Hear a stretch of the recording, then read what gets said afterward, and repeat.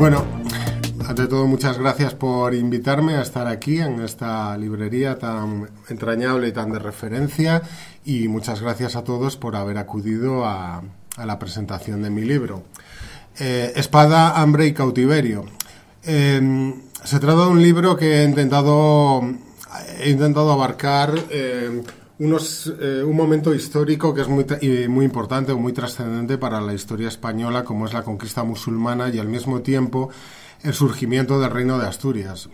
Estos dos sucesos probablemente sean dos de los hechos más trascendentes a los que ha podido tener la historia española en un milenio. Por un lado, pues el responsable de una realidad llamada Al-Ándalus, la presencia de los musulmanes en la península ibérica durante 8 siglos, y al mismo tiempo el surgimiento del embrión de una serie de estados que finalmente, a través de un proceso llamado Reconquista, pues fueron ganando territorio hasta finalmente pues consolidar pues una península pues dentro enteramente de la órbita de la cultura occidental cristiana.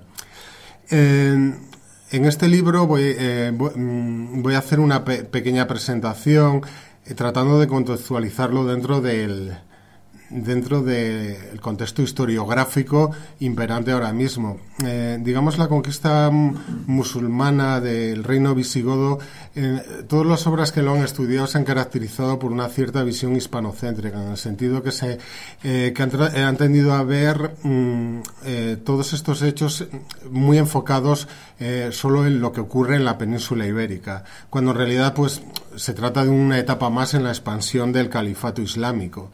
En ese sentido, en casi 200 páginas, lo que he hecho en un principio es tratar de explicar el surgimiento de este imperio islámico desde la propia época de Mahoma hasta la llegada de los ejércitos de Tariq y Musa a la península.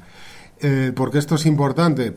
Por diversos motivos. Por un lado, esta visión tan centrada en la península ha tendido a crear la idea de que el reino visigodo era prácticamente un estado en descomposición. ¿Por qué? Porque toda la conquista se ha tratado de explicar por cuestiones internas, y muchas veces ha soslayado, se ha dejado de lado pues la potentísima maquinaria militar omeya, que era un ejército profesional, en contra de lo que muchas veces se ha dicho. No era una amalgama de tribus de pueblos del desierto, un ejército profesional de un estado, de un imperio, que además estaba muy empapado de las doctrinas militares más exitosas de la antigüedad tardía, esto es el imperio bizantino y el imperio sasánida.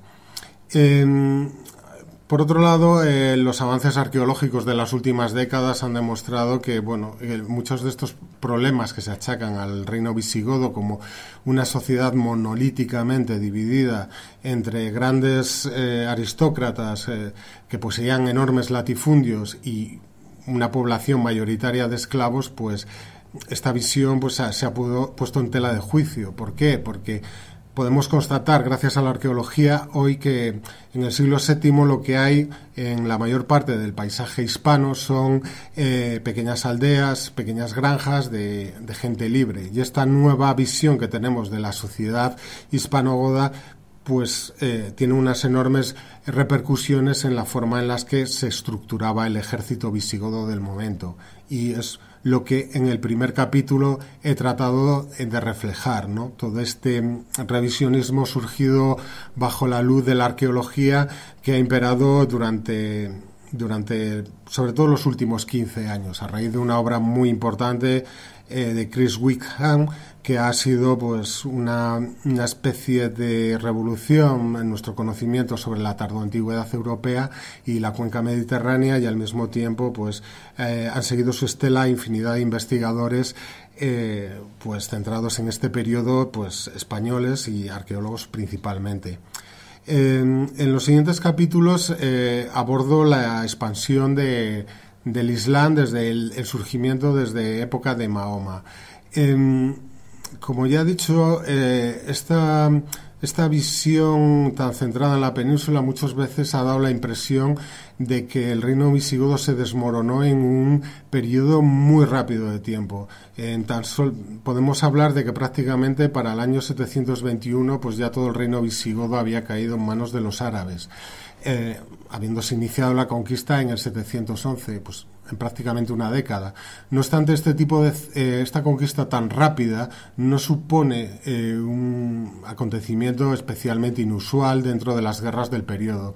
Digamos que los estados tardoantiguos se caracterizaban por un retroceso demográfico y eran estructuras políticas extremadamente débiles en las que muchas veces bastaba una derrota en una gran batalla a campo abierto para que un amplio territorio cayera en manos de los invasores, ¿no? Hay que tener en cuenta que en esta época las labores militares muchas veces recaían en una pequeña élite social. En el Imperio Bizantino podía ser un ejército profesional sostenido por la tributación, por la fiscalidad, y en otros estados, pues como el visigodo, pues en una reducida élite aristocrática que tenía una serie de huestes privadas, ¿no? El rey también tenía un ejército privado o personal, las escolae, y al contrario de lo que puede ocurrir en la Edad Media plena, donde sobre todo la Edad Media plena hispana, que era una sociedad extremadamente militarizada, no solamente estaban una nobleza feudal y las huestes señoriales, sino que además, pues en virtud de los fueros, existían las milicias de los concejos, los caballeros villanos, que eran unas tropas que, si bien no tenían la misma calidad o capacidad combativa que podían tener las huestes señoriales, los caballeros, demostraron ejercer un papel crucial muchas veces en la defensa de la frontera. Por ejemplo, tras el desastre de Alarcos en 1195, la tierra de nadie entre Al-Ándalus y Castilla se retrocedió prácticamente hasta el Tajo. Los almohades se presentan ante las puertas de Toledo, pero toda esta red de fortificaciones que se habían creado durante este periodo y al mismo tiempo esta alta militarización de la sociedad permitió de algún modo que Alfonso VIII pudiera defender el reino. Esto no existía en el reino visigodo.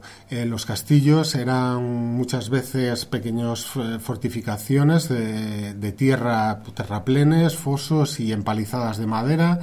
Existían grandes fortalezas, muchas veces se reutilizaron a veces castros de la Edad del Hierro, pero las ciudades habían sufrido un retroceso demográfico muy importante y, en definitiva, eran sociedades mucho más débiles. Por tanto, esta visión global que yo propongo en el libro y que creo que permite poner la conquista del reino visigodo en una perspectiva más amplia, demuestra que lo que tantas veces se ha repetido de que el reino visigodo era un estado fallido precisamente a causa de esta celeridad, no es nada inusual.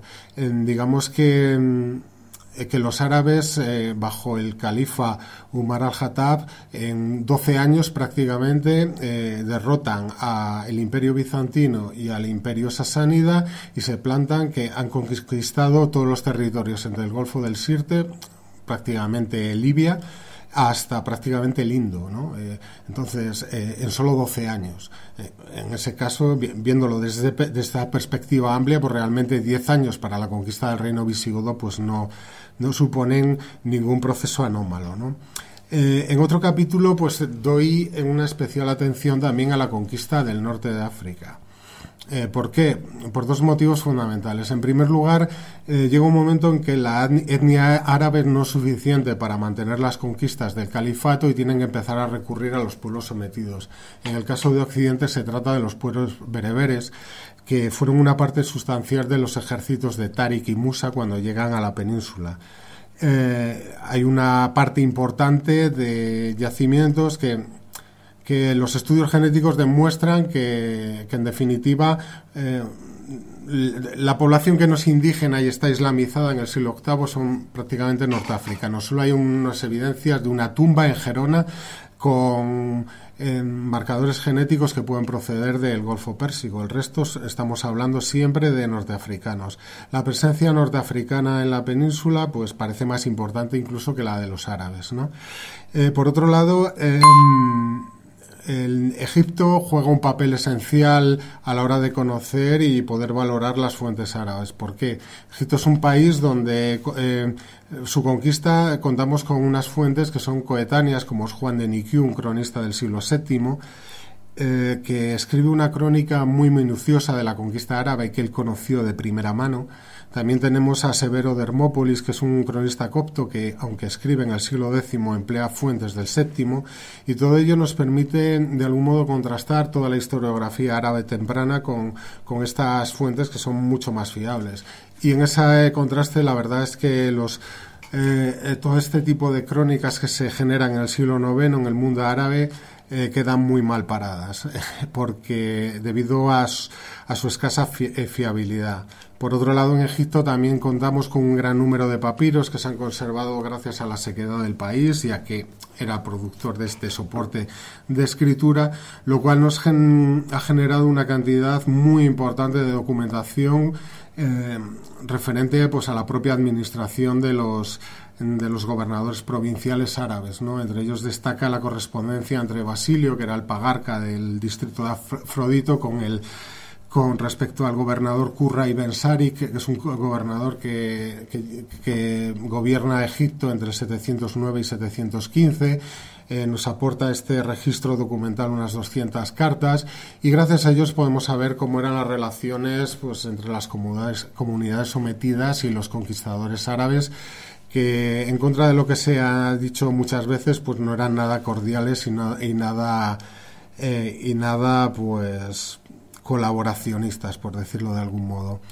Entonces, por último, existe también otra importancia en estos capítulos previos a la conquista islámica, a la hora de abordar y conocer un poco los problemas de las fuentes textuales árabes.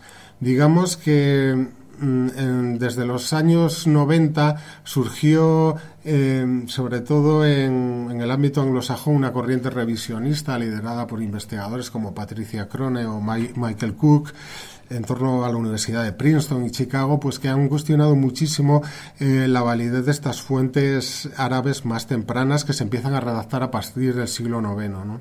El arabismo en general, desde muy antiguo, prácticamente desde el siglo XIX, se ha caracterizado por el empleo de unas fuentes árabes muy tardías, a veces fraguadas pues 7 siglos después de la conquista, ¿no? Pues para la conquista musulmana de Hispania, por ejemplo, una obra que se ha utilizado con mucha reiteración es una enciclopedia escrita por el magrebí al-Makari en el siglo XVII, ¿no? Que aunque en efecto él nos permite conocer textos que se han perdido, porque dada la costumbre que tienen los árabes de citar la fuente, ¿no? Cala fulán, dice fulano que, y gracias a ello pues sabemos podemos conocer los procesos de transmisión textual que han llegado hasta esa obra, ¿no? Este uso de unas fuentes tan tardías muchas veces ha acarreado problemas, porque si realizas un estudio diacrónico de las fuentes te das cuenta de las fuentes árabes, pero en general también de las fuentes cristianas, latinas, que van ganando en tamaño, ¿no? Si empleamos una fuente del siglo XII, como pueden ser los Akbar Makmua, para un episodio bélico puede ocupar media página. En Al-Makari pues puede ocupar 8, 10. Este sospechoso incremento de los contenidos pues muchas veces se ha identificado por parte de la historiografía moderna como que estas fuentes tardías incluyen el relato más completo, cuando realmente lo que está pasando es que existe una demanda entre el lectorado de más información sobre unos hechos de tanta trascendencia histórica, y lo que hacen los cronistas o los compiladores es pues ir añadiendo contenidos muchas veces de tradiciones y de relatos muy posteriores cuya fiabilidad es más que dudosa, ¿no? Entonces, es importante tener esto en cuenta, y yo en mi obra, en mi libro, lo que he intentado es ceñirme a las fuentes árabes más tempranas. Al mismo tiempo, como ya he comentado, las primeras obras más árabes se escriben en el siglo IX. Esto significa que todas las fuentes que conocemos de la vida de Mahoma están escritas 2 siglos después de su muerte o 1 siglo y medio después de su muerte, lo cual acarrea no pocos problemas. Hay que tener en cuenta que se trata de relatos que han estado pasando de boca en boca durante 5 o 6 generaciones. Y esto ha hecho que muchos investigadores pues empiecen a cuestionar todas este tipo de anécdotas. Aquellas que son referidas a Mahoma se llaman hadices y las referidas a los distintos episodios de las conquistas se llaman akhbar, ¿no? Entonces tenemos 3, concretamente respecto a la conquista de Hispania, de Al-Ándalus, tenemos 3 compilaciones de akhbar del siglo IX. Y posteriormente ahí se fraguan en el siglo siguiente, en el siglo X, 2 grandes tradiciones historiográficas que de algún modo pues siguen un formato más analístico. Con formato analístico me refiero que es tipo de anales, ¿no? Que siguen más o menos un orden cronológico. Puede ser, como hace Al-Tabari, estructurando la narración en función de cada año de la égira, o bien a través de los reinados de los distintos califas o en el caso de la península, valíes o gobernadores. Esto nos aporta unas fuentes pues de mayor coherencia, ¿no? Porque muchas veces estos akhbar lo que te hacen es mezclar una serie de relatos tan heterogéneos que a veces se contradicen entre sí, ¿no? Lo que hacen es hacer una amalgama de historias sueltas que tratan de ordenar cronológicamente de la mejor forma que pueden, y esto acarrea no pocos problemas, ¿no? Se mezclan una gran cantidad de leyendas. Hay que tener en cuenta que entre algunos akhbar están pues relatos que también están incluidos en la Mil y una noches, como por ejemplo la ciudad de cobre, que Musa llega a una ciudad cuyos murallas son enteramente de cobre, o también que Musa ibn Nusair encuentra unos frascos de cobre con unos genios que fueron encerrados ahí por el rey bíblico Salomón. Estatuas que cobran vida. Esto ha acarreado no pocos problemas, porque muchas veces hay historiadores que han tomado información pretendidamente histórica fiable de unas compilaciones históricas que están entreveradas con este tipo de historias de más que dudosa credibilidad, cuando no abiertamente fantástico, ¿no? Y por otra parte hay investigadores como Albert Snoth que han realizado un estudio de la literatura de las conquistas primitivas árabes, se llama Futuh, y han descubierto la existencia de una enorme cantidad de clichés literarios. Esto, por ejemplo, la conquista de Córdoba, tal y como nos la describen las fuentes árabes, pues sigue un patrón argumental que se repite en la de Cesarea en Siria, en la de Damasco también en Siria, Alejandría, Babilonia también en Egipto y en más ciudades, ¿no? Es un relato clónico que te cambia de algún modo cambia el protagonista, tiene un nombre distinto, pero es como ver la historia de pues el Capitán Trueno y el Jabato, ¿no? Que son los mismos clichés o los mismos personajes tipos que se repiten una y otra vez, ¿no? Un ejemplo bastante claro es que supuestamente los conquistadores árabes habían encontrado en Toledo un suntuoso tapiz de hilos de oro y plata con joyas engarzadas que tuvieron que partir para poder llevarlo, tal era su tamaño. Este mismo relato se documenta en otros episodios de las conquistas, como por ejemplo la conquista del Sind, del actual Pakistán. Entonces es más que dudoso su credibilidad, ¿no? En definitiva, que buena parte de los estudios que se han realizado sobre la conquista islámica se han basado en otorgar una credibilidad excesiva a unas fuentes pues abiertamente fantásticas o que responden a unos clichés o a unos estereotipos que obviamente no pueden ser reales. Y yo lo que planteo en mi libro, sin pretender pecar de adanismo, es emplear este mismo aparato crítico que ya han utilizado otros investigadores como Patricia Crone en otros episodios de la conquista, pues en este caso la conquista de Hispania, ¿no? De ahí yo creo que es esencial la primera parte del libro, ¿no? Recientemente en una reseña ha señalado que en realidad este libro son dos libros en uno, y en parte es cierto, ¿no?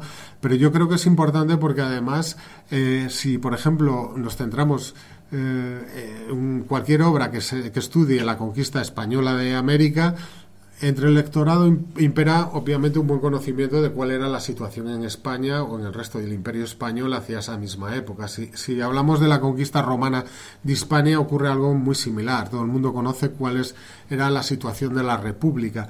Pero no obstante, con el caso del Imperio Islámico, del Califato, hay muy pocas publicaciones en español sobre este tema. Podemos tener la de Hugh Kennedy y poco más. Lo demás se circunscribe la mayoría de las veces a estudios que se restringe a un ámbito académico, ¿no? Entre un lectorado amplio no hay un conocimiento muy grande de cómo se desarrollan estas primitivas conquistas islámicas hasta llegar a la península, ¿no? Y aún así la conquista de Hispania, del reino visigodo, está sumido en las brumas de la leyenda, y es un poco lo que yo pretendo iluminar. De ahí que la primera parte en gran medida sea una obra de síntesis en la que trato de emplear la bibliografía más actualizada posible sobre estas conquistas. La segunda parte del libro ya aborda directamente lo que es la conquista musulmana de Hispania, y ahí en este ámbito pues se han sumado otros importantes lastres, ¿no? La conquista musulmana de la península ibérica siempre se ha estudiado desde una perspectiva eminentemente filológica. Esto es muy importante porque es esencial un estudio filológico de las fuentes para poder desenmarañar todos estos problemas que ya he citado con anterioridad. Y también ha habido se ha hecho mucho énfasis en un estudio pues de las instituciones y sobre todo en la implantación del sistema fiscal de los omeyas en el reino visigodo recién conquistado. Esto también es importante, y de hecho el anónimo autor de la crónica mozárabe del año 754 pone una especial atención a todos estos aspectos fiscales, ¿no? Para él, de hecho, ser sometido es sinónimo de ser tributario. No obstante, este marcado sesgo también ha hecho que se desatiendan los aspectos puramente militares, y muchas veces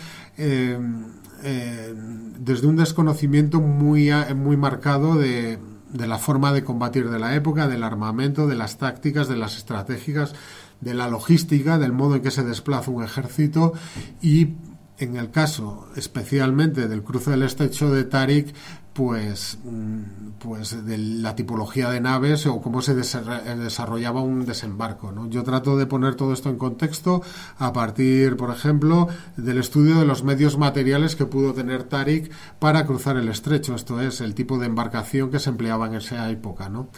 Se ha creído, o la versión más extendida sobre el cruce del estrecho, esa interpretación es obra de Pedro Chalmeta, que hizo una lectura literal de la tradición de Ahmed al-Razi y pues defendía que, por ejemplo, los árabes lo que hicieron es estar mes y medio transportando tropas en tan solo 4 barcos, porque esto lo dice esta tradición árabe. Eso es virtualmente imposible.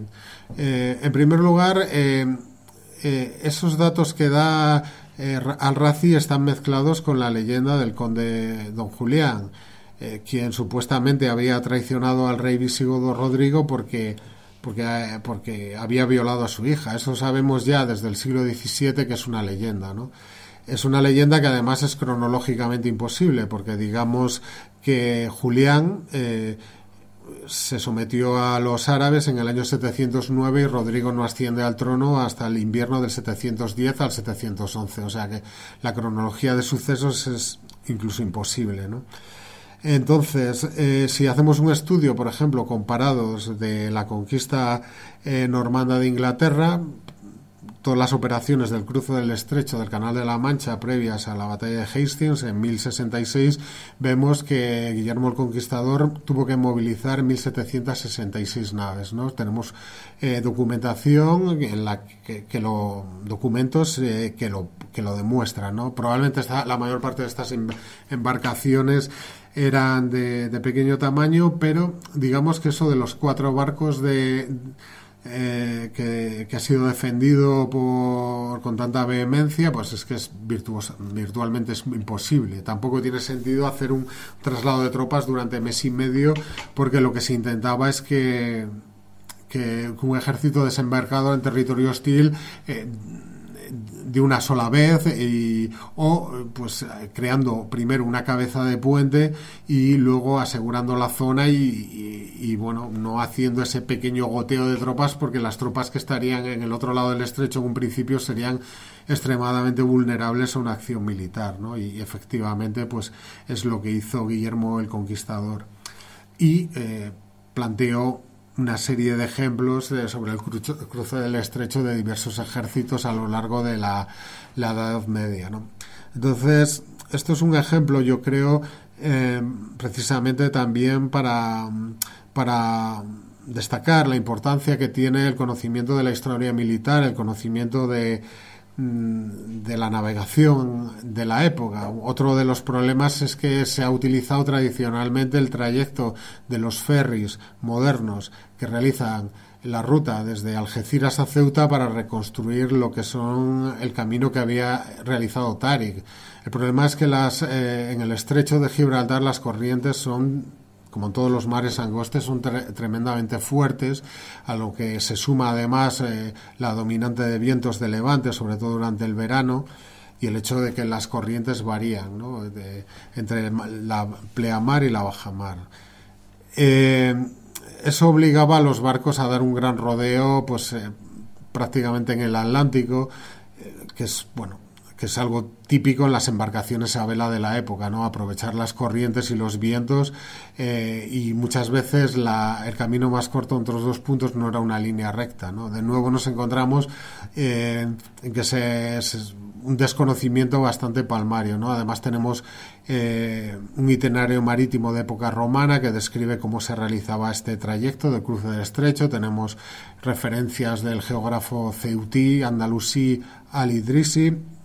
En definitiva, se ha soslayado, se ha dejado por entero de lado este tipo de cuestiones que si bien existe una nutrida bibliografía para conocerla muy buena desde la perspectiva de la historia militar, de la Edad Media plena, todos los estudios que ha podido realizar Francisco García Fid, Martín Alvira, David Porrinas, hasta que no empezaron una nueva hornada de investigadores como pueden ser José Soto Chica a abordar el periodo visigodo y alto medieval, pues realmente se habían dejado de lado y en mi obra pues intento paliar hasta cierto punto pues todas estas carencias, ¿no? Otro punto importante es sobre la batalla del lago, mal llamada Guadalete. La identificación con Guadalete pues procede realmente del siglo XIII, digamos las fuentes más antiguas, que es la crónica mozárabe del año 754, te sitúa el enfrentamiento en las montañas transductinas, que son todas estas sierras que bordean en la bahía de Algeciras por el norte y el noroeste, y al mismo tiempo las fuentes árabes del siglo posterior sitúan el enfrentamiento junto a una laguna o en el Wadi Laco. Wadi es el árabe de río, como Guadalquivir, pues, y Laco es una transliteración del latino lacus, el río del lago, en definitiva. Esto cuadra muy bien con la laguna de la Janda, que era un humedal que se desocó a mediados del siglo pasado para obtener tierras de uso agrario, y es donde, por ejemplo, José Soto Chica ha ubicado el posible enfrentamiento entre Rodrigo y Táriq, ¿no? Cerca de una localidad gaditana, Facinas, y es la la localización más probable. La identificación con Guadalete procede ya del siglo XIII, porque Rodrigo Jiménez de Rada menciona el lugar como Bedelac, que los cronistas, bueno, los copistas posteriores de su obra identificaron con Guadalete, y eso se incorporó a la Crónica General de España de Alfonso X, y de ahí hasta la actualidad. Guadalete fue defendido a capa y espada por Claudio Sánchez Albornoz, y su gran prestigio académico pues lo ha acabado oficializando, aunque desde el siglo XVI se viene postulando que más bien debió de ser en la Janda, ¿no? Hay otro punto que a mí me parece importante y que pone en valor el conocimiento de la historia militar a la hora de poder valorar todas las fuentes, y es el enfrentamiento entre Táriq y Rodrigo, ¿no? La búsqueda de la batalla tan activa que realiza Táriq. Esto es una constante en todos los episodios de las conquistas árabes, ¿no? Digamos, todos los tratados de la época de la tardoantigüedad incidían en evitar las batallas a campo abierto, porque realmente te lo juegas todo a una carta, y en ellas tal y como dicen literalmente, la suerte o el azar juega un papel más destacado que el valor demostrado por las tropas. Esto lo dice el Epítome de Vegecio, que es un tratado militar redactado a finales del siglo IV, que ejerció una enorme influencia en la doctrina militar de la Edad Alta y en general de toda la Edad Media. También lo señala el Estrategicón, un tratado militar bizantino del principios del siglo VII, y también lo señala el Táctica, que es un tratado atribuido al emperador bizantino León VI, ¿no? Ya del siglo X. Siempre se evitaba una batalla a campo abierto. Los árabes hacían exactamente lo contrario. Ignoramos el porqué. Es posible que tuvieran algún tipo de ventaja táctica que desconocemos. Las descripciones de las batallas en esta época son inexistentes o extremadamente breves. Da esa sensación que los árabes, tienen una confianza muy importante en sus propias fuerzas en una batalla campal. Lo demuestra primera contra los persas en Al-Qadisiyah, buscando una batalla de forma activa, aunque Rostam, el general parto del imperio sasánida, intenta evitarla, pues finalmente el emperador persa le obliga a luchar. También pasa en Yarmouk. Estas dos batallas son en el año 636, una es capital para la conquista árabe de Irak, la otra es importantísima para la conquista árabe de Siria y Palestina. En Heliópolis, que es una batalla previa a la conquista en el 641, a la conquista de Egipto, ocurre lo mismo. Amr ibn al-As busca decididamente una batalla, y lo mismo ocurre pues en la conquista del actual Túnez, ¿no? En la batalla de Sufetula en el 647. Entonces hay un patrón que se repite, y para esto es también importante, para entender la batalla mal llamada de Guadalete, la batalla de la Janda, es importante conocer todos estos episodios previos, porque de algún modo Táriq buscó una batalla decididamente a campo abierto, y para ello esperó a Rodrigo en una posición presumiblemente ventajosa, posiblemente con un flanco cubierto, con la sierra a su espalda. Existe una amplia tradición en los Furusilla, que son unos tratados militares árabes, de buscar pues alguna protección en la espalda para evitar acciones de flanqueo, acciones envolventes de la caballería enemiga, también buscar tener los flancos cubiertos.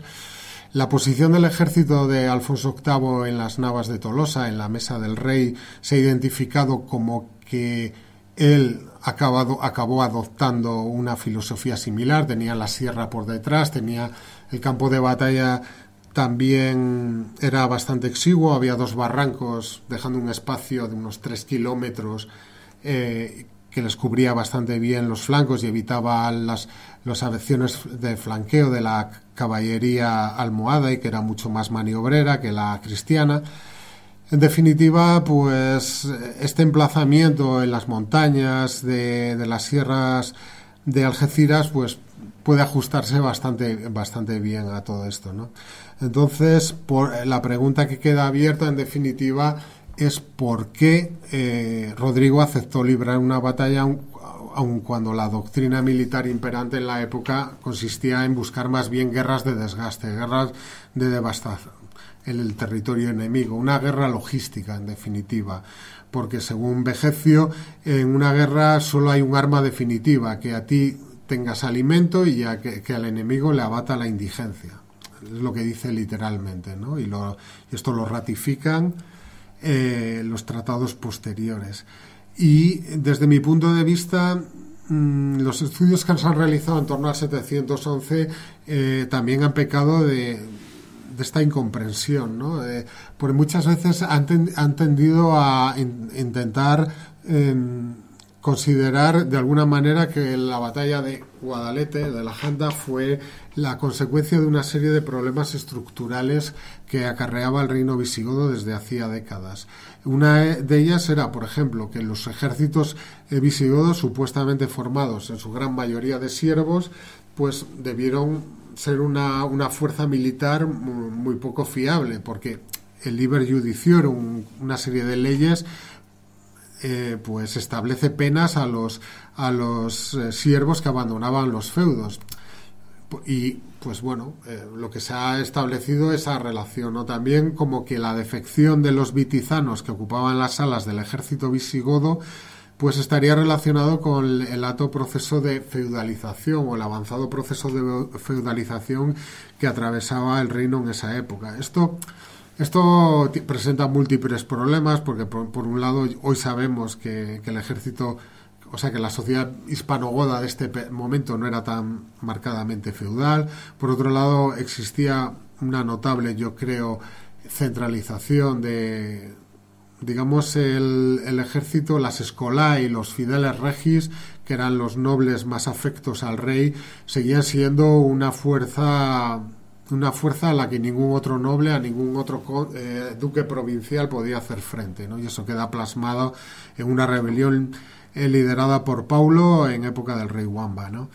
Entonces, es curioso que mientras los tratados militares desaconsejan librar una batalla a campo abierto precisamente porque el resultado es fruto del azar, los estudios modernos hayan aplicado una visión extremadamente determinista de que son esos problemas estructurales o la situación socioeconómica y política de una sociedad lo que determina el resultado de una batalla, cuando los que realmente conocían el arte de la guerra del periodo dicen exactamente lo contrario, ¿no? Que de nada servía tener un ejército muy superior porque en cualquier momento podía surgir un rumor irracional en mitad de la batalla que hacía que una parte del ejército pues se desbandara, o bien podía haber una brecha en tu propia formación y por ahí precipitarse la ruina.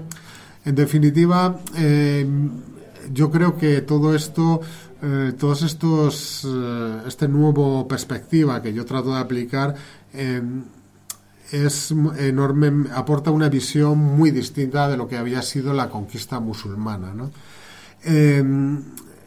Por último, otras visiones que también yo creo, otras propuestas que aporta mi libro que ponen patas arriba lo que la interpretación es tradicional de cómo se habían desarrollado las conquistas, es precisamente surgen de comparar cómo a nivel diacrónico las fuentes árabes van tratando de atribuir más hazañas a los grandes conquistadores. Esto sucede con Jalib ibn al-Walid, el conquistador de Siria que venció en la antedicha batalla de Yarmouk, que vemos cómo se le han atribuido una serie de victorias en una campaña en Irak que hoy ha sido muy cuestionada que realmente él participara en ella. Pero de algún modo los grandes conquistadores suponen imanes para nuevos relatos, ¿no?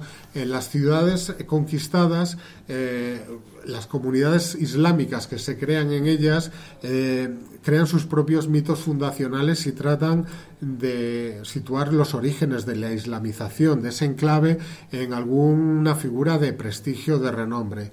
Y de alguna manera estas figuras de los conquistadores árabes del siglo VII y VIII, principios del VIII, de algún modo suponen un vínculo entre esas comunidades y el profeta, ¿no? Hay que tener en cuenta que dentro del imaginario islámico los grandes conquistadores poseen un aura reverencial similar al de los santos en el ámbito cristiano, porque ellos fueron los responsables de difundir esta religión salvífica a estos amplios territorios. De modo que al final se acaban creando nuevos relatos, ¿no? Y sabemos, por ejemplo, que a Musa ibn Nusayr se le atribuyen una serie de conquistas en la Tarraconense y en Septimania, o sea, en el actual territorio catalán y en el sur de Francia, que fueron realizadas en realidad por valíes posteriores, una serie de gobernadores como Al-Urb, Al-Sam o Ambasa, ¿no? Entonces, del mismo modo, vemos, si hacemos un estudio diacrónico de las fuentes, cómo determinadas expediciones realizadas por Táriq y Musa van ganando en enclaves con el paso del tiempo, ¿no? Lo que hacen los compiladores, que por eso se les llama compiladores y no historiadores posteriores, de algún modo es unir tradiciones dispersas hasta conformar un relato único, ¿no? Si tenemos una crónica, una fuente que te dice que tal conquistador fue de esta ciudad hasta esta otra, y posteriormente aparece un relato que dicen que también conquistó esta ciudad, pues dicen, vale, pues antes de ir de aquí a aquí, pues pasó por aquí.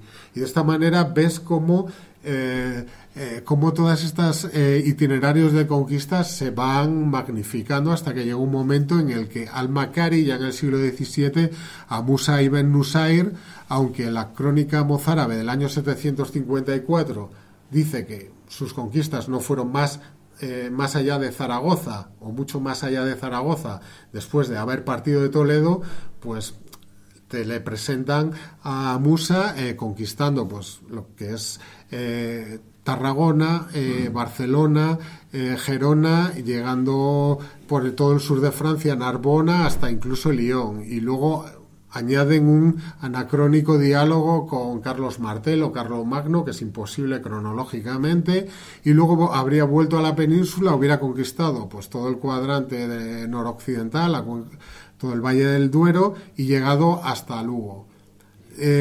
Las reconstrucciones que se han hecho de los itinerarios de Musa se han basado fundamentalmente en estas fuentes tan tardías. La primera referencia a Lugo, por ejemplo, procede de dos fuentes del siglo XIII. Y se han obviado pues las fuentes más antiguas, como puede ser Ahmed al-Razi del siglo X, que en efecto te dice que Musa no fue más allá de Zaragoza. En ese sentido, pues mi obra pues es bastante revisionista, en el sentido de que cuestiona todas estas interpretaciones realizadas sobre todo por Claudio Sánchez Albornoz y Pedro Chalmeta, basándose pues en obras tan tardías como al-Makari. Y por último, ya en el último capítulo, lo que abordo es la famosa batalla de Covadonga, también desde una perspectiva pues yo creo que bastante innovadora, ¿no? Lamentablemente, desde los años 70 ha habido como dos visiones antagónicas respecto a Covadonga. Una es seguir al pie de la letra pues las tesis de Claudio Sánchez Albornoz, que otorgó una gran credulidad a las fuentes alfonsíes, las crónicas de Alfonso III y de la crónica albeldense, que fueron redactadas en la década del 880, 160 años después de la supuesta fecha de Covadonga, y por otro lado una versión hipercrítica que, bueno, básicamente te dice que ahí no hubo una batalla, como mucho una escaramuza por cuestiones fiscales que fue magnificada por las obras posteriores. Es indudable que fue magnificada, para empezar, porque es imposible que hubiera 187.000 musulmanes allí, pero evidentemente desde mi punto de vista sí hubo un enfrentamiento que permitió que el territorio al norte de la cordillera cantábrica, al menos su sector central, dejara de estar bajo dominio islámico, y al mismo tiempo posibilitó el refuerzo o el prestigio que se otorgó a Pelayo para consolidar esta estructura política primitiva, este núcleo de resistencia, ¿no? Para ello, además, aparte de nuevo de una revisión crítica de las fuentes textuales, empleó una serie de hallazgos arqueológicos que se han reproducido en las últimas décadas, ¿no? Tal vez el más señero o el más destacado sean pues dos defensas lineales que cierran los dos grandes pasos, los dos grandes caminos que atravesan la cordillera Cantábrica para llegar a la Asturias transmontana, que son el Camino de la Mesa y la Vía Carisa, que conectan León y Astorga, pues ya con Gijón, y donde han aparecido unas defensas lineales en forma de muros y fosos y empalizadas, que las dataciones de carbono 14 han datado a finales del siglo VII, principios del siglo VIII, lo cual apunta o bien a que estén relacionadas con la rebelión de Pelayo o a la conquista islámica previa, ¿no? Me parece la opción más probable, porque las dataciones radiocarbónicas no hacen unas fechaciones muy exactas, sino que te aportan una horquilla cronológica que, por desgracia, no es posible precisar mucho más, ¿no? En ese sentido, también se han realizado importantes avances en general para conocer la situación de toda Asturias y Cantabria en la Alta Edad Media, que había sido un periodo muy poco tratado. Hay que tener en cuenta que siempre, pues, Asturias y Cantabria ha estado la arqueología muy centrada, pues, en el Paleolítico, que es donde, pues, surgieron los hallazgos más significativos, sobre todo en cuevas, pues ya desde época de Sautuola con Altamira y demás. Y bueno, no es hasta los años 60 cuando se empiezan a excavar yacimientos romanos. Y la tardoantigüedad en general, a nivel de toda España, es un periodo que se ha empezado a conocer bien a nivel arqueológico a partir de las dos últimas décadas, ¿no? En ese sentido, pues tenemos ya un conocimiento bastante bueno, a grosso modo, de cómo era la situación, y yo creo que ese contexto arqueológico nos permite otorgar sentido a las fuentes, y realmente, más allá de milagros y exageraciones, desde mi punto de vista, las fuentes alfonsíes refieren una rebelión y unas campañas militares que tienen bastante sentido, ¿no? A nivel de estrategia, los itinerarios que se describen siguen antiguas calzadas romanas.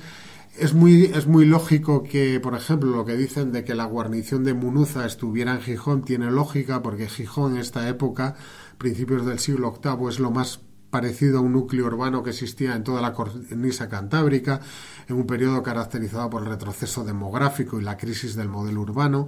Gijón conservaba unas murallas romanas, tardorromanas, cerrando el istmo, bastante importantes. Debían de estar en buen estado porque sirvieron para repeler una incursión nórdica en el año 844, la primera incursión vikinga a Hispania, documentada a través de la crónica silense.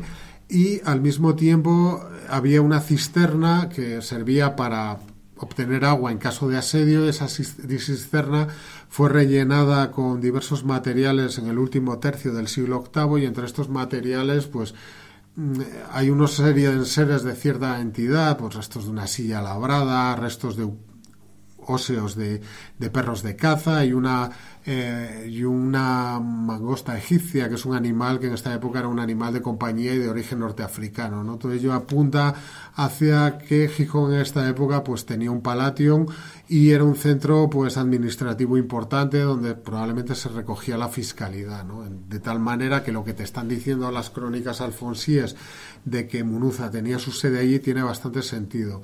Al mismo tiempo, Gijón servía para controlar el corazón de Asturias, que es casi todos los hallazgos arqueológicos o todos los enclaves habitados que se documentan están en torno a la actual Y de Oviedo, Avilés y Gijón. En esta época Oviedo no existía, se funda en época de Alfonso II, pero no obstante aparecen restos de hábitat y ya desde época romana, ¿no? Podía controlar, pues, castillos como el de Curiel, que está cerca de Gijón, el de Gauzón, ya cerca de Avilés. En definitiva, que todo tiene sentido. También tiene sentido que, de algún modo, Pelayo se refugiara en Cangas, en torno a este valle, porque los picos de Europa suponían una auténtica fortaleza natural que de hecho su posición clave se reprodujo en la Guerra de la Independencia, ¿no? allí se creó un pequeño cuerpo de ejército, o el núcleo de un cuerpo de ejército, los húsares de Cantabria, el cuerpo de tiradores de Cantabria. Hay una corona de cumbres que defiende el valle, y su acceso natural es el desfiladero de la Armida, que es un paso angosto de 23 kilómetros a través de 2 murallones de roca. Ningún puerto de montaña está por debajo de 1.300 metros. Y ahí pues surge una figura tan señera a nivel intelectual como es Beato de Liébana, pues unas décadas después, ¿no? Y el Valle de Güeña pues es una situación similar, es ya en la vertiente asturiana de los Picos de Europa.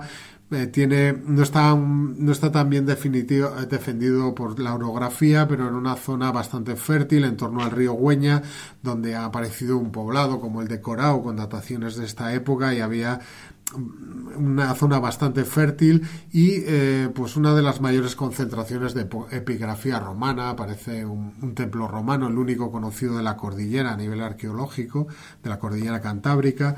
En definitiva, que se refugiara allí era lógico, ¿no? Debía de ser una zona bastante poblada y bien defendida por la propia orografía.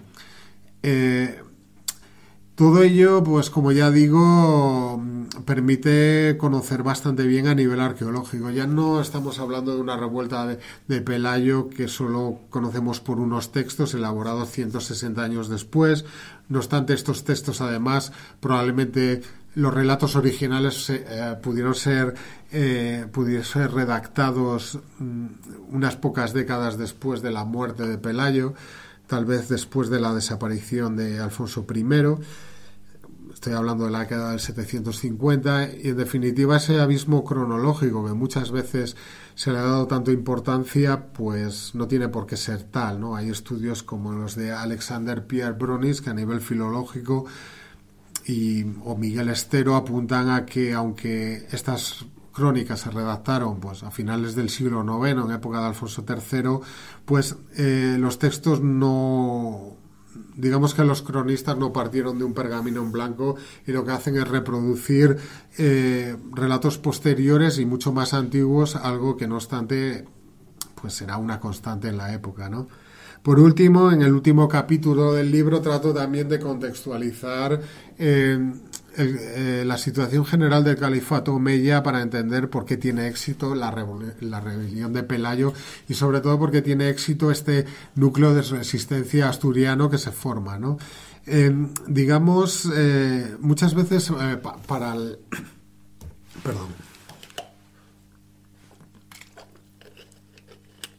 Para el freno de la expansión islámica en Occidente se ha puesto como paradigma o como hito en la batalla de Poitiers del año 732, la victoria de Carlos Martel. Desde mi punto de vista fue sin duda una batalla importante a la hora de frenar las expediciones de los musulmanes en la Galia, pero existen ya unos hitos ya incluso anteriores, ¿no? Desde mi punto de vista, el hito más importante es el desastre que tienen los árabes al intentar tomar Constantinopla entre los años 717 y 718. Aunque las fuentes árabes no le dan demasiada importancia, sabemos por Teófanes y por los historiadores bizantinos que fue una debacle sin paliativos, ¿no? Probablemente, como suele ser habitual en la época, las cifras que dan sean exageradas, pero, por ejemplo, a nivel naval hablan de que ahí participaron 2.500 buques en el cerco naval y solamente 5 regresaron a sus puertos de origen. A nivel de las tropas, los mucatila, los soldados estipendiarios que tenían los omeyas, pues también sufrieron bajas que probablemente se cuenten en decenas de miles. Hay que tener en cuenta que en esta época el corazón o la espina dorsal del régimen omeya se hallaba en el Al-Alsam, que es el ejército de Siria, donde estaba pues prácticamente la mitad de las tropas del califato, que operaban como una suerte de ejército móvil de campaña que se desplazaba allá donde fuera necesario, ¿no? Para sofocar cualquier revuelta. En este caso, ahí sufren un importante varapalo. De hecho, el cronista Al-Tabari dice que el sucesor de Suleimán, Umar II, tras la retirada de las tropas en el año en agosto del 718 decide abandonar una serie de territorios que recién conquistados, y entre ellos estaba Transoxiana, Cilicia y Al-Ándalus. Finalmente las tropas aquí asentadas, los baladíes, las tropas árabes no se retiran pues porque se oponen a ello abiertamente, y Umar probablemente se arriesgó a una revuelta, pero su intención era esa, ¿no? Esto yo creo que sirve para ilustrar bastante bien la magnitud que pudo suponer el desastre ante las murallas teodosianas, ¿no? Por parte de los árabes. Otro apunte importante es que, digamos que tras la conquista de Cartago en el año 698, se crea una escuadra árabe en Túnez y empieza a hostigar a las islas del Mediterráneo, sobre todo Sicilia, y Cerdeña, incluso puede que las Baleares, ¿no? Se ha postulado, y es bastante probable, que esta flota participara de algún modo en la conquista de Al-Ándalus.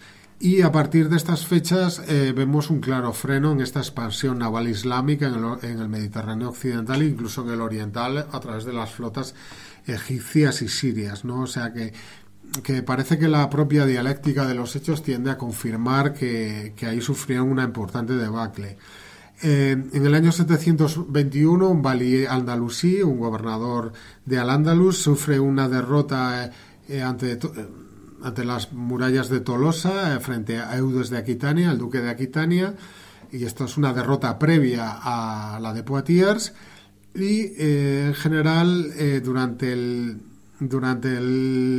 gobierno del califa Hisan ibn al-Malik, que es del 724 al 743, en 2 décadas los árabes sufren 30 derrotas de un extremo a otro del Imperio Islámico, ¿no? Esto debió devastar la capacidad militar de los omeyas, y al mismo tiempo sentó las bases del derrocamiento de las dinastías omeya por los abasíes.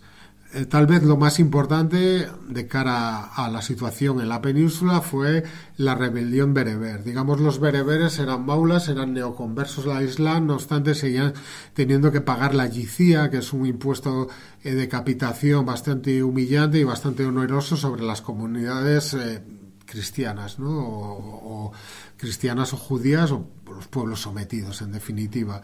Eran musulmanes, pero no tenían digamos, los beneficios legales y desde luego fiscales de los que gozaban los musulmanes de etnia árabe. En esta época los califas, con la excepción de Umar II, se resisten a equiparar la situación de los recién convertidos con los musulmanes de etnia árabe, porque eso acarrearía una rebaja importante en los ingresos fiscales, ¿no? Y esto parece que las fuentes árabes lo constatan. Eso, aparte del trato humillante que muchas veces sometían los árabes a los bereberes, el hecho de que los usaban como carne de cañón. En la península ibérica los árabes se asientan en las mejores tierras, en el valle del Guadalquivir, en el valle del Ebro y en el litoral levantino, mientras que a ellos les dejan pues la meseta, el valle del Duero, la zona pues extremeña de la actual Extremadura, pues las zonas en definitiva más pobres, y esto genera definitivamente una revuelta en el Magreb en el año 740, que produce otra gran debacle militar, la batalla del río Sebú, en la que también fallecen varias decenas de miles de soldados árabes.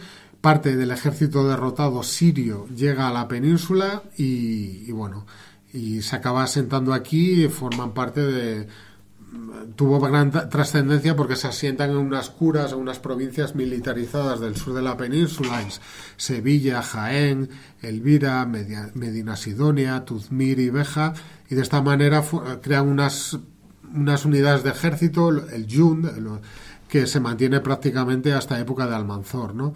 Pero no obstante, en definitiva, lo que hacen los bereberes al rebelarse es que todos los bereberes, o gran parte de los bereberes que estaban en Astorga y en Galaecia, que es el cuadrante noroccidental peninsular, realizan una ofensiva contra Toledo, Córdoba y Algeciras, son derrotados, pero de alguna manera el grueso de esas tropas abandona la meseta norte.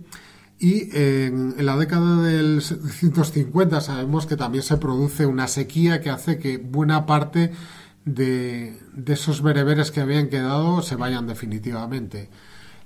Finalmente los Akbar Majmúa ya hablan directamente que cuando Alfonso I de Asturias realiza una ofensiva sobre la meseta, aprovechando todos estos conflictos internos que tienen, en este momento se produce de hecho una guerra a tres bandas, ¿no? Por un lado estaban los baladíes, los primeros conquistadores árabes, por otro lado estaban los sirios, recién llegados del Magreb, y por otro los bereberes. Entonces hay una guerra prácticamente de tres bandas, y lo que emplea Alfonso I de Asturias y su hijo Fruela, es todo este caos que impera en Al-Ándalus para hacer una ofensiva sobre la meseta. Y esta crónica, los Akbar Majmúa, te dice que muchos de los bereberes que hasta entonces pues habían sido musulmanes, renegaron del Islam y se volvieron a ser cristianos. Hay que tener en cuenta que muchas comunidades norteafricanas habían sido católicos y de habla latina hasta 2 décadas antes, o una década incluso antes.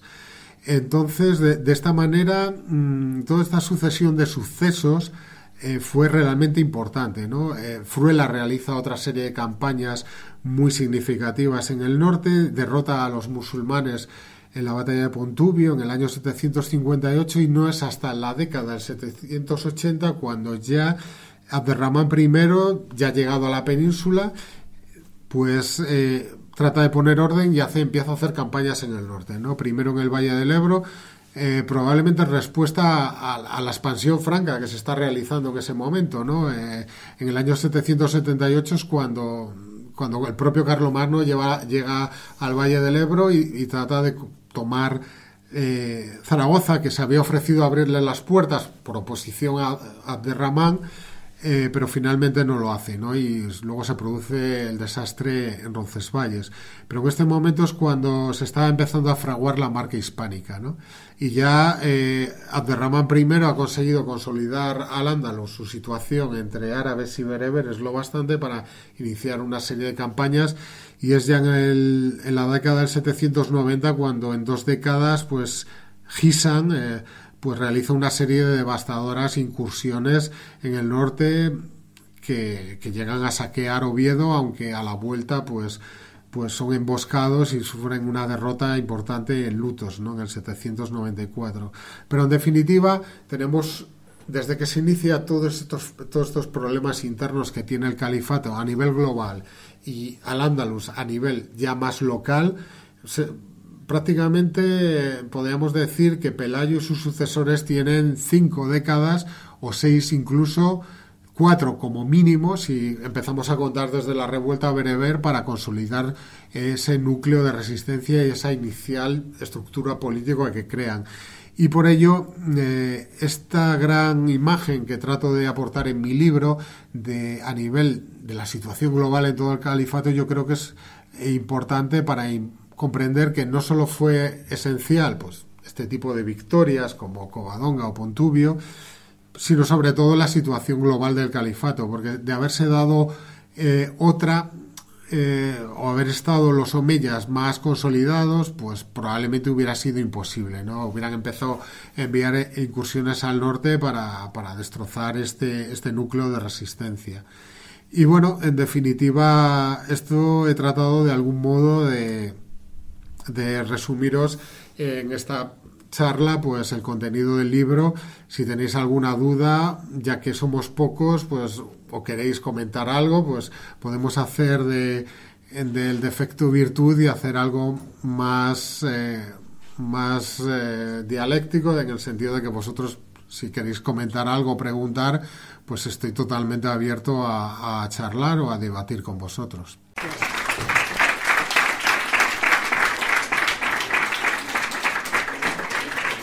Bueno, el tema el hambre y el cautiverio, esta expresión aparece en la crónica mozárabe del año 754, ¿no? Y así Musa, mediante la espada, hambre y cautividad, somete Hispania y tal. Es importante porque en el primer capítulo que todo esto que os he hablado brevemente sobre el retroceso demográfico procede porque la tardoantigüedad es un momento de crisis urbana y de retroceso demográfico por una serie de factores que se inician en la crisis que tiene el Imperio Romano en el siglo III, pero sobre todo en el año 540, cuando se produce un enfriamiento climático causado por la presencia de polvo atmosférico de origen volcánico, ¿no? Hay unas erupciones que arrojan polvo a la atmósfera terrestre y se genera lo que se llama la pequeña edad del hielo de la antigüedad tardía, ¿no? Esto hace que durante 2 años apenas haya luz solar, se crea como un pequeño invierno nuclear, por decirlo de alguna manera, que es citado en todas las fuentes, incluso en crónicas chinas, y eso genera una serie de hambrunas, ¿no? Este enfriamiento climático se prolonga prácticamente hasta el siglo VIII y está además muy relacionado con sequías que acarrean hambres, porque evidentemente pues si hay 2 malas cosechas consecutivas, pues es una auténtica debacle, ¿no? Y realmente las fuentes de la época nos aportan una visión bastante apocalíptica de lo que está sucediendo. Al mismo tiempo, estas hambrunas facilitan la difusión de la peste de Justiniano, que ocurre hacia esta misma década, el 540, y que se documentan 18 rebrotes sucesivos hasta el 750 aproximadamente. Entonces, la crónica mozárabe e incluso los Akhbar Majmua te hablan de que justo antes de la llegada de los musulmanes, esas 4 décadas anteriores, Hispania sufre unas severas sequías que traen hambrunas y a su vez los Akhbar Majmua dicen literalmente que en el año 709 hubo una hambruna una peste que produjo peste bubónica que hizo que la mitad de la población pereciera. Probablemente es una exageración. En los estudios modernos está hablando de unas toses de mortalidad que pueden variar entre el 15 y el 48%, pero sin duda el reino en esta época estaba muy tocado. No solamente Táriq llega a un momento de guerra civil, la prematura muerte de Bitiza hizo que sus hijos no tuvieran edad para gobernar, porque ninguna estimación le atribuye más de 29 años a la hora de morir a Bitiza.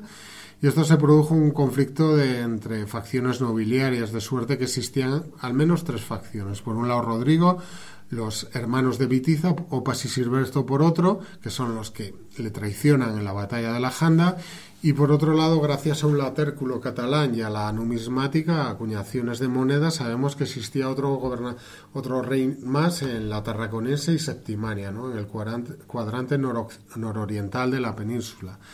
Entonces, esto sin duda, esta fragmentación política fue determinante para la victoria de Táriq, ¿no?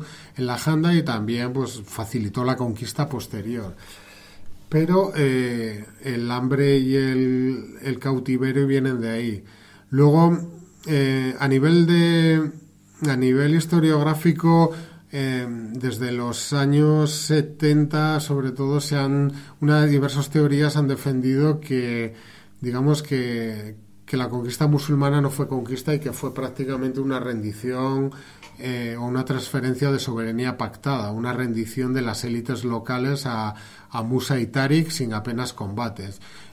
Yo pues demuestro a nivel arqueológico y con datos arqueológicos me refiero, y haciendo un uso más honesto, creo yo, de las fuentes textuales, que hubo considerables dosis de violencia incluso para forzar esos pactos con las élites, ¿no? Como incluso el famoso pacto de Teodomiro, y hubo un gran número de cautivos. De hecho, las fuentes árabes probablemente exageren, pero por ejemplo en el Magreb te hablan de que las conquistas de Musa ibn Nusair cuantifican en cientos de miles de cautivos los que realizaron, sobre todo mujeres, que digamos desde época preislámica los árabes tienen unas tradiciones de realizar algazuas o incursiones para robar ganado y mujeres a las comunidades rivales. De este modo, pues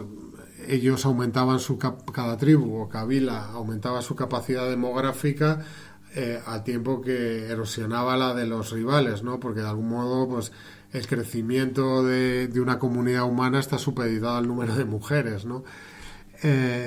Y esto, cuando se realizan todas estas grandes conquistas, se aumenta a una escala global. De algún modo, el número de cautivas en los harenes supone un símbolo de rango social, y su número acaba llegando a cifras disparatadas, ¿no? De Abderramán III se dice que en Medina Azara tenía 6.300 concubinas recluidas, ¿no? Y esto genera una dinámica dentro del mundo islámico de la que hay muy pocos antecedentes. La esclavitud, pues, esa ha sido una institución desgraciadamente muy extendida, pero estas razias en busca de cautivos, sobre todo mujeres, pues se mantiene prácticamente en el mundo islámico hasta el siglo XIX, ¿no? Pues en el litoral hispano, pues las expediciones de los piratas berberiscos, que llegaron incluso a Noruega en busca de cautivos. Entonces, lo de cautiverio viene de ahí, ¿no?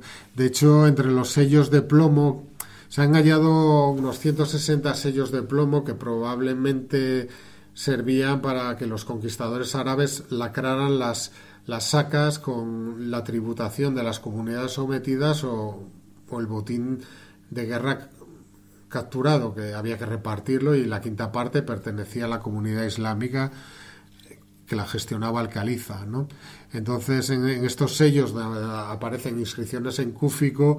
Uno de ellos, hay una inscripción que es perla sin abrir, en referencia a una doncella, una chica virgen, ¿no? O sea, realmente el Kitab Imam Awal-Siyasa o el Al-Malik ibn Javid, las fuentes árabes más antiguas, los Akbar del siglo IX, pues al tema del botín de guerra obtenido, pues le otorgan en el Kitab Imam Awal-Siyasa, pues realmente es casi un 40% de la narración son descripciones de números de cautivos, de unas chicas de belleza sin igual, y parece que la propia arqueología lo confirma, ¿no? Ocultamientos como Torredonjimeno, el tesoro de Guarrazar en Guadamura y junto a Toledo, pues demuestra que, bueno, pues que los hispanogodos empezaron a ocultar los bienes de sus iglesias ahí, ¿no?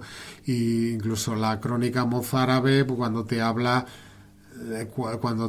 de la multa que tiene que pagar Musa ibn Nusair por apropiarse de ese quinto del botín de guerra reservado al califa, te está hablando de 9 toneladas de oro, que si eso es la quinta parte, pues si se multiplica, pues estamos hablando de que realmente debieron dejar muy poco sin esquilmar, y a nivel de cautivos debió de ser importante. Incluso Hugh Kennedy, que es un investigador, autor de una obra de referencia como es Las grandes conquistas árabes, pues no hace mucho énfasis en estos episodios violentos, si él admite que el número de cautivos que se realizaron en estas fases de la expansión islámica debió ser colosal.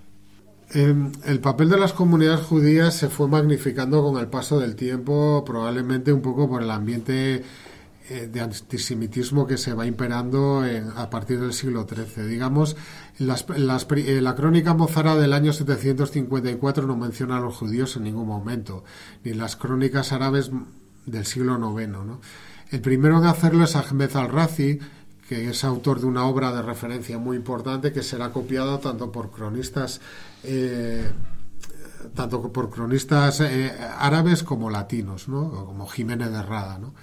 Entonces, él lo que dice es que, sobre todo en Málaga y Granada, pues de algún modo, cuando conquistaban los árabes una ciudad, dejaban a judíos como parte de la guarnición.